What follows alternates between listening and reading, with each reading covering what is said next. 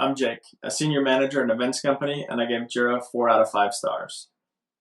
Before we decided to go with Jira, we tried a few other options for our development team. We dabbled with spreadsheets and tried to do the low-cost, easiest solution of what we already had. We attempted to use Asana and Trello, but none of them were really built for developers, and so being able to track all the specific features and epics and sprints and everything else that we needed for our development team, we only found with Jira.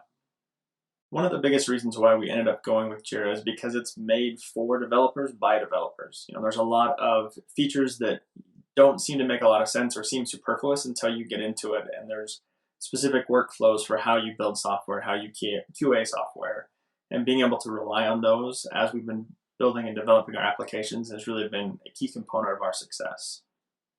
Integrating Jira into our development workflow was actually pretty easy. We didn't have a huge hurdle to overcome.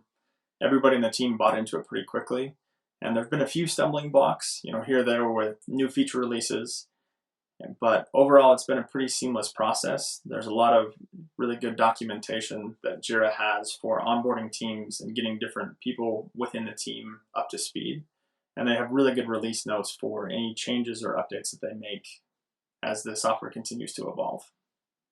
One of the biggest pieces of advice I would give if you're onboarding a team for Jira is setting proper expectations. It's not a lot to look at, but it does the job really well. It's kind of similar to that truck that you have on the farm where it's rusted out and doesn't look that great, but it does a really good job, and it's reliable and consistent. In a similar way, Jira's a very plain and basic looking piece of software, but it does a really good job, and it's been developed specifically to help you develop software and to move things forward with all of your development teams. And it does a really good job of that if you can get past the little bit of an eyesore that it is.